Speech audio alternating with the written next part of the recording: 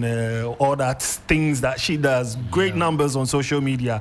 Good food if you follow her step by step. Though I love her content. Yes, actually. and she has been selected as the only Ghanaian representative for TikTok at this year's Cannes Lion International Festival happening in France. Wow. Yeah, the only Ghanaian rep for TikTok. So TikTok selected 50 global creators to represent them as content creators for Cannes Lions Festival, International Festival in France. And Chef Abby's in Ghana is the only Ghanaian to represent the country amongst the 50 creators. Now, this is what she's going to do from June 16th, which was yesterday, to 20th June. She'll be hosting a meet and greet with fans and all that. But on Wednesday, tomorrow, she will appear on the TikTok Creators Corner.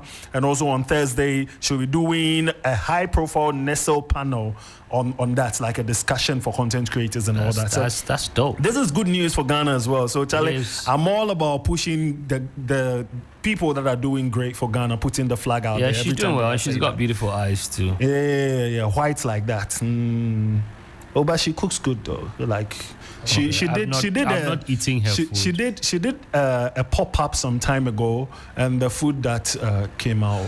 I love her content because she did a series. I remember she did a series not too long ago on food from the various regions. Yeah. And I think that was quite educative. Yeah. So good news for Ghana as well. Let's still stay on Ghana because a popular onion seller is doing something magical. She, by name Madame Faustina Abe, is suing telco giant Telecel for 2 million Ghana cedis. Wow. And this is why she's suing them. They used her photograph without her consent to run ad.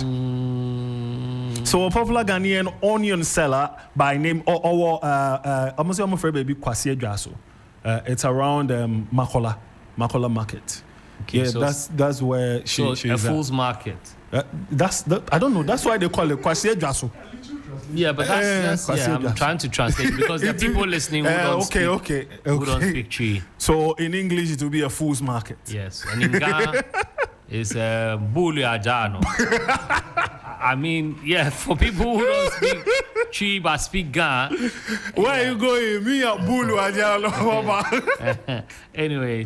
Yeah, so her name, Madame Faustina Abe, has sued telecommunication company Telecel Ghana for reportedly using her photograph without her consent. Now, in a statement that we've seen, Madame Faustina stated that her photograph was used as the face of a project by name Telecel Red Save, a digital saving account with the Telecel Cash platform, which allows users to save money and she didn't give them the permission. Yeah, that's what she's saying, without consent. Now, according to her, this is how she found out that her picture was being used. Okay. She goes to church, and the church members are treating her different. She comes to the market, and the market women are demanding money from her.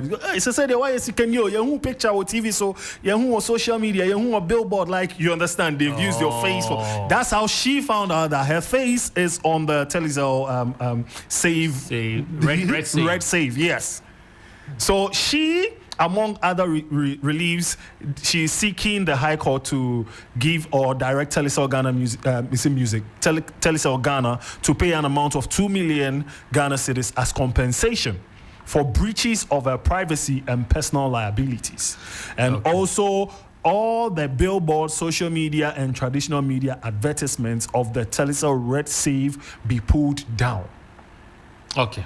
That is what she's asking for. If she's gone to court, we can't say much about it. True. We wish both parties all the best.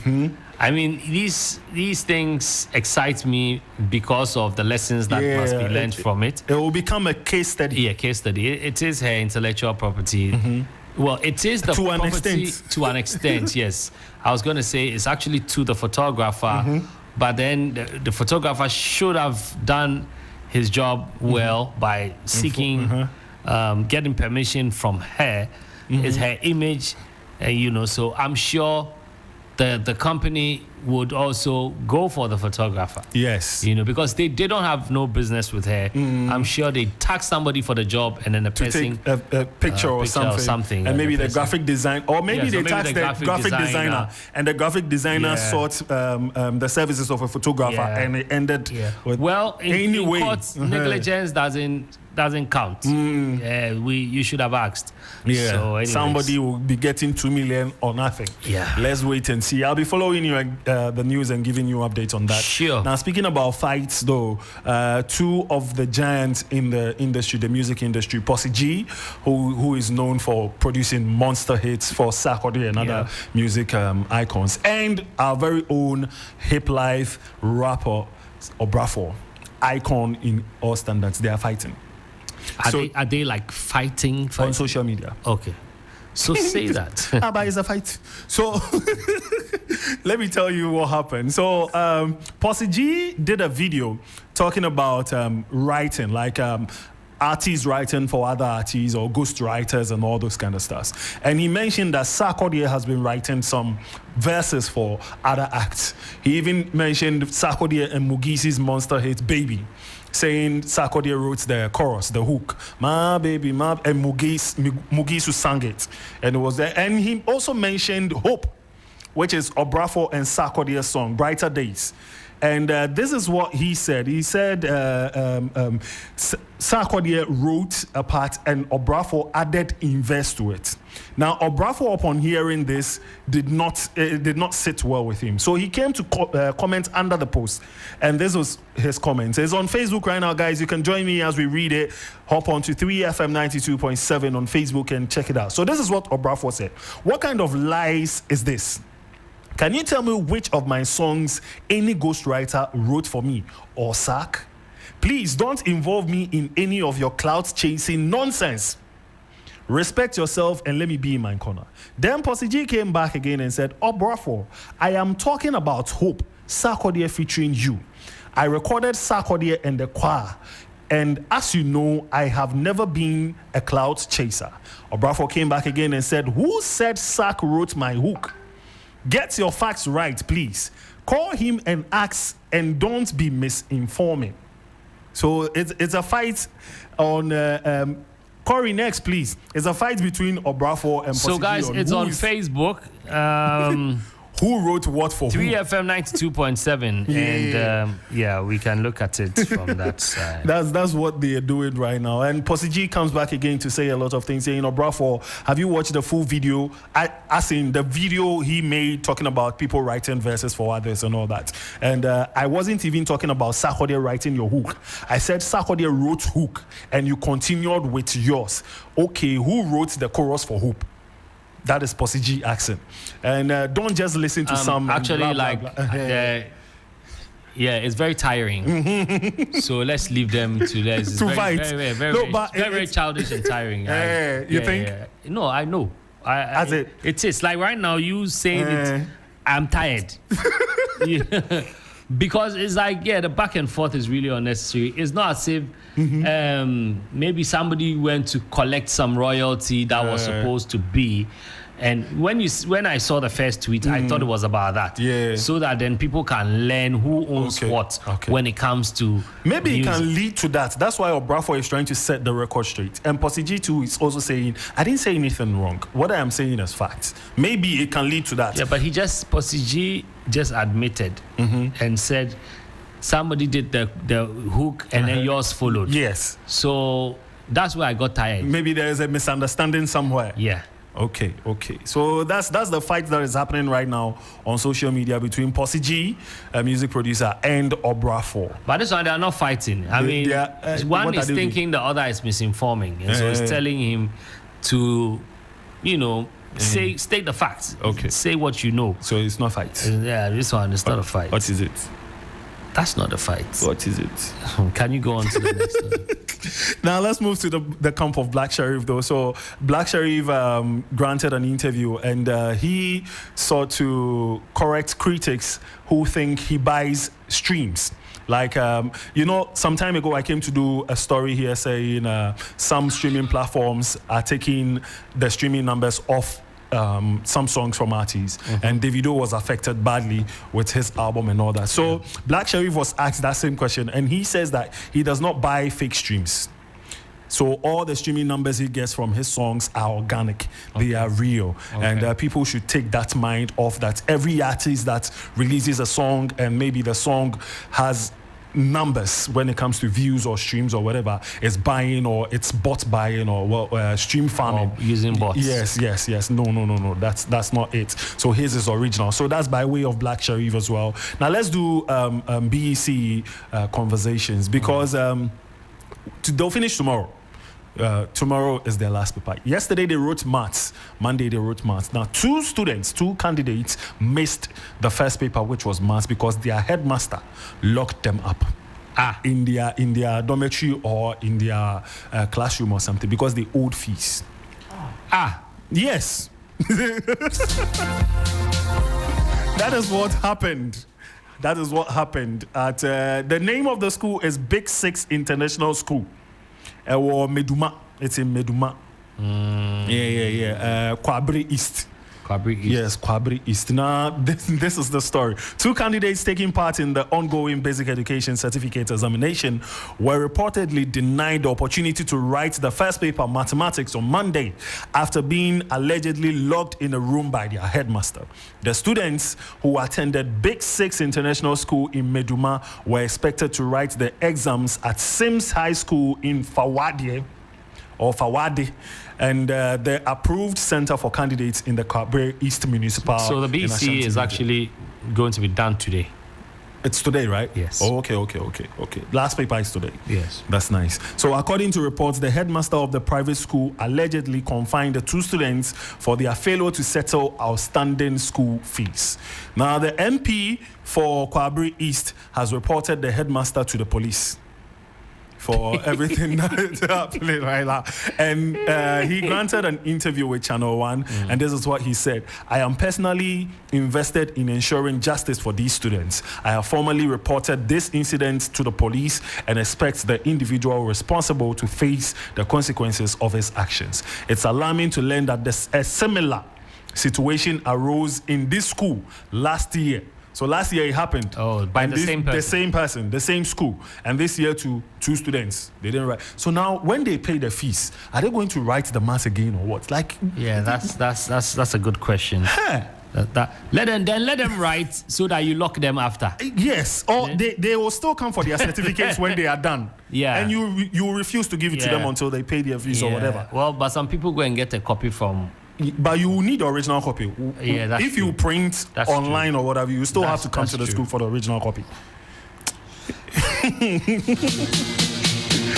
Talent Trick, that's what's trending on social media. Brafo, Posse G, Chef Abby's great feat for Ghana as well. The Onion Seller and the Telecel Ghana Music Awards. I just want to touch on the Brafo thing just a little bit. Guys, when someone says you have a ghostwriter, I know that there's nothing bad. It triggers your ego a little bit, but this it's not a big deal. It's not a big deal. The Prince, Michael Jackson, all Rihanna, Beyonce, they all have ghostwriters, and there's nothing really wrong with it. Sometimes you're even in a studio, somebody throws in an idea, that person becomes the writer, and so it's not a big deal, Charlie. Just let it slide. Oh, I'm not and good. To who's Enam? Who's Enam? Oh, he was so he has content that he does. He talks about a lot of things. I've seen that. Yes, I've seen that. So maybe this is one of the episodes. Okay, and it sort of triggered Obrafo because he said that. Yeah, it's not a big deal. I mean, look, let's just take it on the lights. It's not a big deal. I mean, we all respect Obrafo. It doesn't take anything away from him. He's a dope artist, recording artist. And mind you, when you record in the studio, you become a recording artist. That recording is a performance. And so that performance royalty is yours. And whoever paid the session and whatever owns the mechanical. And anybody in the studio that helps to becomes a writer on the song. And so you have and then the producer is also a writer on the song, but he's a melodical writer, and then you become the lyrical writer, because sometimes you didn't create your melodies from the house. If you did, then you own the both entire the recording thing. and then the Yes, if you feature anybody, the person is entitled to maybe about 15% of performance, which is fine. But the mechanical goes to whoever owns the record.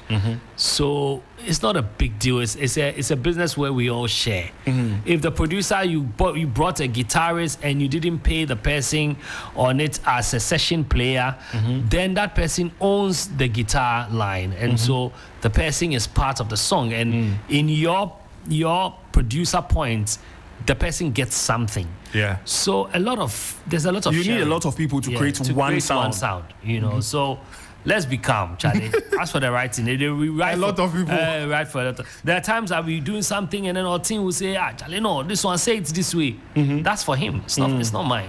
And there are sometimes that maybe you write a song, and as you're writing it, you know that this artist will do better with this song. Yes. And then maybe you call the artist and give it to the person. Absolutely. There is and nothing so wrong with that. the artist performs it. You know, so the recording is a performance. So it becomes the performance of the person. It doesn't mean he wrote it. You know, and thank you, King Kweku. Thank you for this one.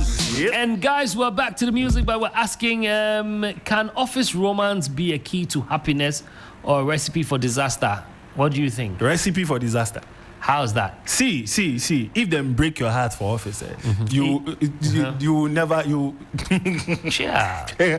Oh, nah, you pay no. As he says, some people they lose weight. Yeah. You see the person fat. Have you gone through it? Oh no, never in my life. But I've seen it before. Yeah, I think it's a key to happiness. Oh, you think? Yeah, because until you misplace the key. Oh, I'll buy a spare one. So you have 2 office wives. Okay. But the doors are many. So no, because the thing is, it's good. You have an office. Whatever. You can go on kiss breaks. You can buy lunch. Lunch breaks. She can buy lunch for you. She looks out for mistakes. Something you're doing. Maybe she hears something that the boss wants to sack you because of ABCD. She'll quickly come and tell you. Well, and a lot Those of friends, are the advantages. Friends do that. You don't have to be friends. They want your position. But the one that is in a relationship with you, she knows that she even if she wants your position is at only one place, not the office. The relationship there are different forms. So this one is saying romance. Romance. So you and the person is doing things. That's what I'm talking about. No, it's wrong. It is wrong. You know it is wrong. No, it is wrong if the company says it's wrong. In this case, we don't know if the company has said. Okay. So for me, it is a key to happiness. All right, guys. So keep your thoughts running and also go on Facebook, 3FM 92.7, and share your thoughts with us. We will come back and dissect this topic properly. Can office romance be a key to happiness or recipe for disaster in a workplace?